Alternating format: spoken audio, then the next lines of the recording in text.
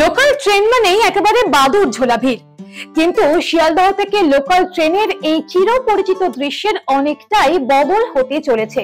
শিয়ালদহ থেকে রানাঘাট শাখায় এবার ছুটবে এসি লোকাল। ইতিমধ্যেই চেন্নাইয়ের কোচ ফ্যাক্টরি থেকে শিয়ালদহ স্টেশনে এসে গিয়েছে সেই এসি লোকাল ট্রেন। শুরুতে 12টা রেক সহ এই ট্রেন কিন্তু ছুটবে। পরবর্তীকালে ধাপে ধাপে যাত্রীদের চাহিদা বুঝে সেই ট্রেনের সংখ্যা বাড়ানো হতে পারে, এমনটাই রেল সূত্রে জানা যাচ্ছে। এই ট্রেনে কি থাকবে না, সবকিছুই থাকছে আধুনিক ভাবে সাজিয়ে তোলা এই ট্রেনে। একদিকে যেমন থাকবে স্লাইডিং দরজা, এর পাশাপাশি গোটা ট্রেনের মধ্যে থাকবে সিসিটিভি ক্যামেরার নজরদারি।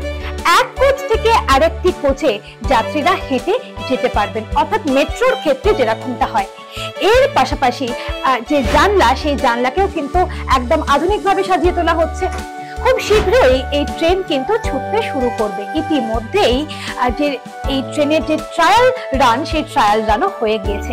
এই জায়গায় দাঁড়িয়ে প্রশ্ন উঠছে যে এই এসি ট্রেনে উঠতে গেলে আপনাকে কত টাকা ভাড়া গুনতে হবে। যেরকমটা জানানো হয়েছে যে 10 কিলোমিটার পর্যন্ত একদিক যাওয়ার ক্ষেত্রে ভাড়া দিতে হবে 29 টাকা।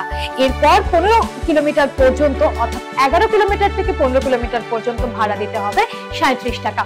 10 কিলোমিটার পর্যন্ত আপনি যদি মান্থলি টিকিট কাটেন, সেক্ষেত্রে আপনাকে 590 টাকা ব্যয় করতে হবে। তাহলে আর অল্প কিছুদিনের অপেক্ষা, তারপরে এই গরমের মধ্যে ওই চরম ভিড়ে যাত্রা করার বা জার্নি করার দিন শেষ। আপনার জন্য শিয়ালদহ স্টেশনে অপেক্ষা করছে এসি লোকাল ট্রেন।